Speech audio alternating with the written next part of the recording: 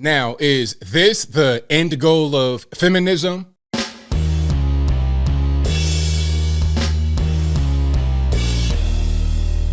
How's everybody doing? My name is Anthony Brian Logan, and today we got to talk about the trend of men between the ages of 30 and 44 leaving the workforce to become, stay-at-home dads, amateur rapper, underwater basket weaver, whatever they want to do. There's a trend of these men leaving the workforce, while at the same time, there's a trend of women entering the workforce, starting to become more breadwinners, starting to become people that really are replacing the men. Now, understand this. This is a trend. As of right now, and as always throughout history of man, men always participate in the workforce more than women. That's just a fact. But there's a trend. So now there's concern. It's like, wait a minute, we can't have these guys that stay at home and not really do anything. There might only be like a 1 or 2% change from the start of the panorama, the scamdemic, up until right now. But that 1 or 2% change is a change. And we can't have that. Now, before I go any further, let's roll this clip.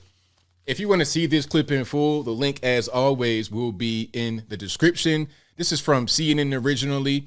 Let's go ahead and roll it. Good morning, Winston. Let's start the day. It's a typical day in the Schnitzler household. 17-month-old Winston is up, and parents David and Allison are getting ready for work.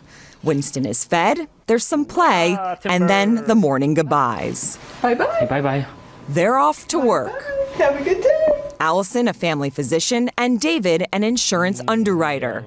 Now, an at-home dad. Caring for Winston, tending to the house, playing with him, all of that comes first. Oh. So let's pause for a minute. Now, this story is about men leaving the workforce, right?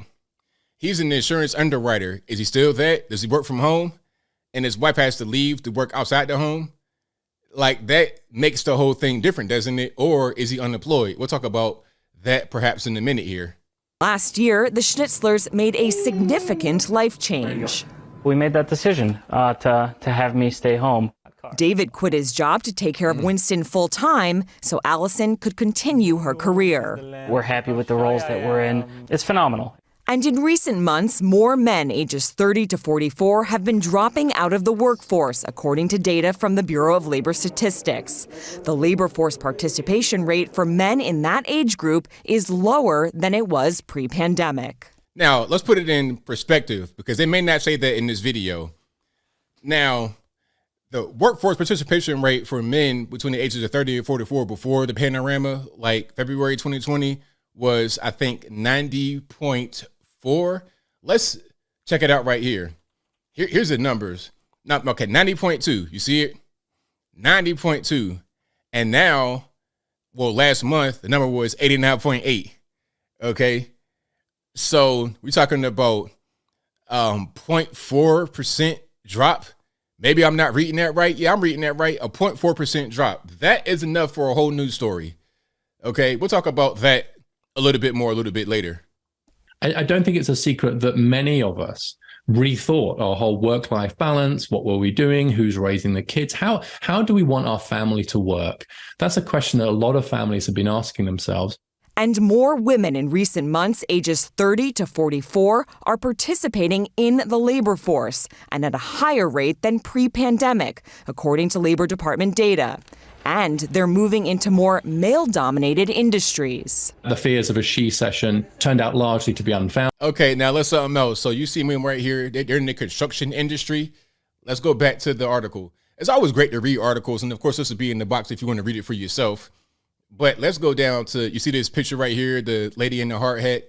So women make up just 14.1% of the construction industry.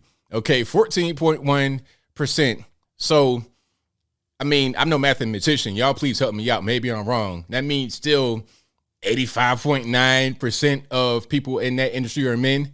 All right. But again, if that number was 14.0 and it went to 14.1, now we got a whole news story because it's a trend.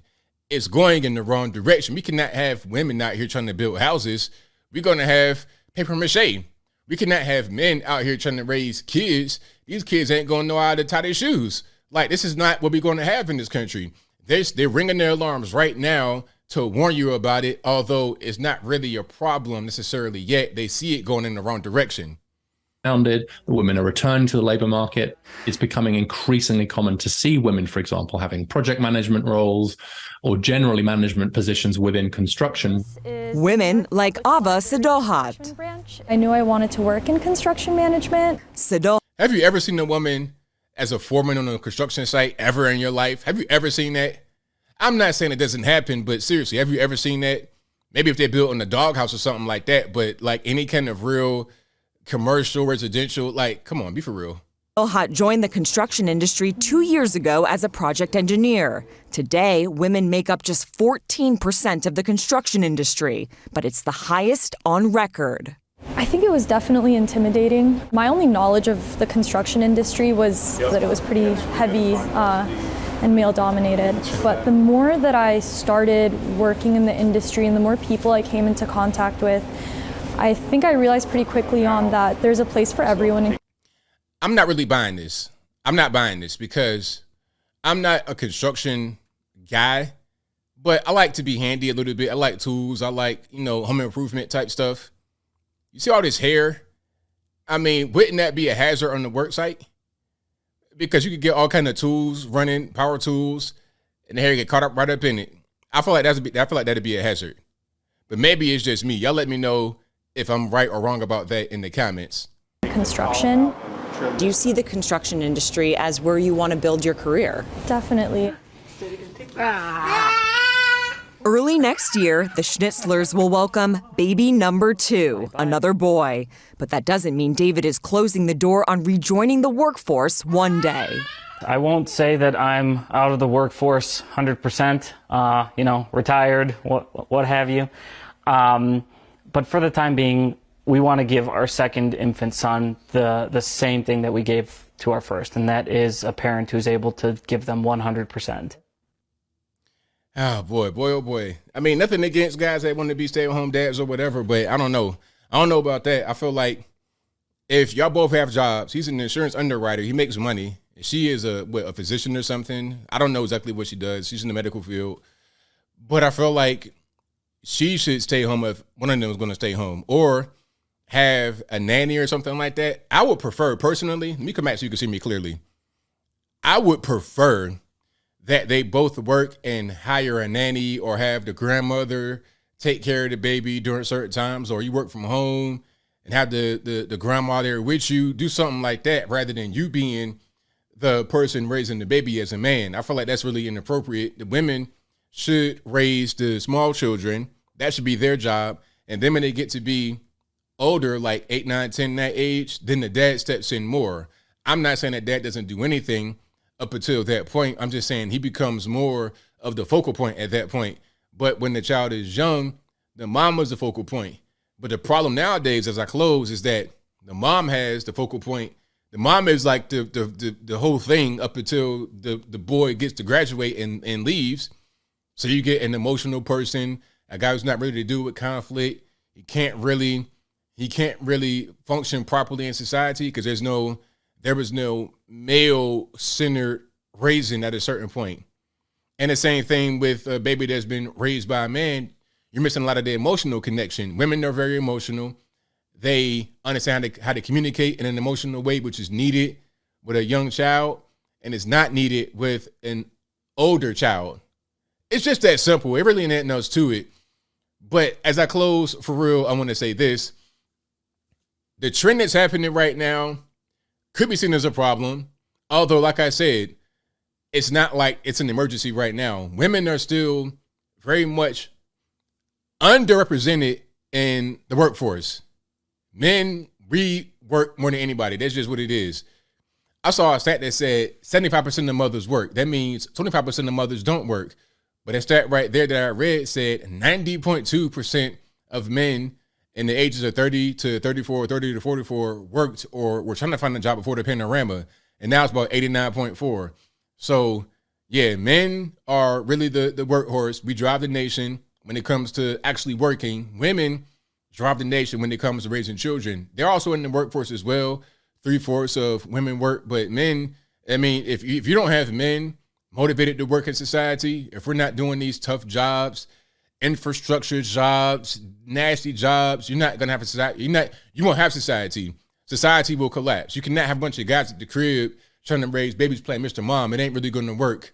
For overall society, it's going to be a problem, but I think I'll leave that right there for now. And what say you? How do you feel about what's going on here with Mr. Mom and working moms and the trend that's happening? Is it an emergency? Why are they ringing their alarm right now when it's not really that big of a difference? There is a difference, and they're starting to see the data is kind of concerning. Is there cause for concern? Whatever your thoughts are, let me know in the comments below. You guys know where I'm at. I think we need to get back to gender roles here. You know, having Mr. Mom and all of that. I understand if that is your situation. If you're a single dad, shout out to you. I'm not trying to hate. But if you have two parents and they decide to have the dad stay home when they could both make money, when they could both provide, and the dad is staying home trying to be the mom when there's no need to do that, it's got to ask a question. It's like, why is that the route you chose?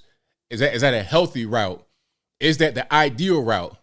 I don't think that it is if you have that choice. Now, if you're a single dad, something happened, the wife left you with the kid, whatever, okay, whatever. Same thing. If you're a single mom, the dad left, the dad went to jail, you are having to improvise. You're not doing that because you necessarily chose to do it. But if you have the choice and the option in the house of two parents, let's have gender roles still be what they are rather than trying to do this whole newfangled way of parenting children, which is not really working, at least from what I'm able to observe out here in society right now in 2022, going into 2023. But whatever your thoughts are, please let me know in the comments below. And that's all I got to say for this video. If you like what you heard, please comment, rate, share, and subscribe. Peace.